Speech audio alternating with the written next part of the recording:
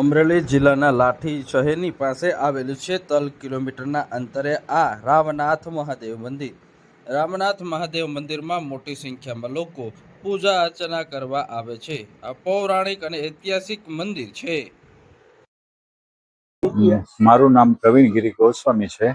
જે 400 વર્ષ પૂર્વે જે રામાનામનો રબારી ગા સરાવતા હતા અને અહીંયા ગા વરસી જતી હતી, અને પછી જે વરસાદને કારણે જે જોયું તો અંદરથી લિંગ પ્રાગટ્ય છે, જે સ્વયંભૂ લિંગ છે, અને દાદાને માથે શિખર બંધ થતું નથી, અને વરસાદ, ટાઢ, તડકો બધો અભિષેક થવો જોઈએ. જેમ બધાય માથે થાય એવી રીતે પણ મારી માથે પણ અભિષેક થવો જોઈએ.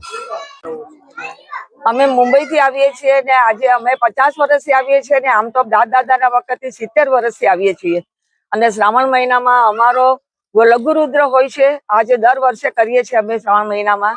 દાદા પર બહુ જ આસ્થા છે. દાદા અમારા બધા કામ પૂર્ણ કરે છે અને અમારે દાદા ક્યાંય વિઘ્ન હરતા નથી થતા.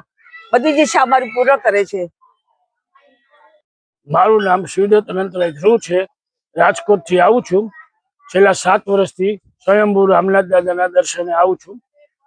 શ્રાવણ મહિનાના દર પહેલા સોમવારે મને શ્રદ્ધાપૂર્વક અહીંયાથી હું આવું છું અને મારી દરેક મનોકામના પૂરી થાય એવી શ્રદ્ધાથી આવું છું. મારું નામ બાલાભાઈ પાડા, મારું ગામ કેરિયા. આ 400 વર્ષ પુરાની વાય છે. આ વાયનો ઇતિહાસ તો બહુ મોટો છે, 400 વર્ષ પહેલા. અને આજે બાજુમાં અત્યારે રામનાથ મહાદેવનું મંદિર આવ્યું, દાદાની જે મૂર્તિ છે એની ઉપર શિખરબર મંદિર પણ નથી થતું. અને અમે ઘણો પ્રયત્ન કરી લીધો, અમારો પ્રયત્ન સફળ થતો નથી, નિષ્ફળ ગયો. અને દાદાના સાનિધ્યમાં 4 સોમવાર દાદાનો થાળ હોય છે. અહીંયા બાળકો બધું ભોજન કરે છે.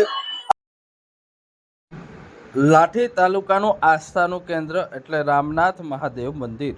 આ રામનાથ મહાદેવ મંદિર એ લાઠી તાલુકાના ગ્રામીણ વિસ્તારના લોકોનું આસ્થાનું કેન્દ્ર બન્યું છે. લાઠી શહેરથી 3 કિલોમીટરના અંતરે આવેલું આ ઐતિહાસિક અને પૌરાણિક રામનાથ મહાદેવનું મંદિર છે. આ મંદિર 405 વર્ષ જૂનું માનવામાં આવે છે. વર્ષો પૌરાણિક આ મંદિર છે.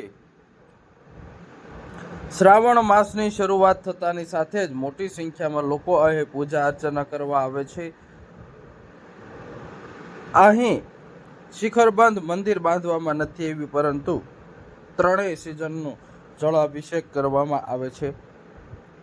મુંબઈ, સુરત, અમદાવાદ, રાજકોટ જેવા મહાનગરોમાંથી પણ મોટી સંખ્યામાં લોકો અહીં રામનાથ મહાદેવ મંદિર ખાતે પૂજા અર્ચના કરવા માટે આવે છે.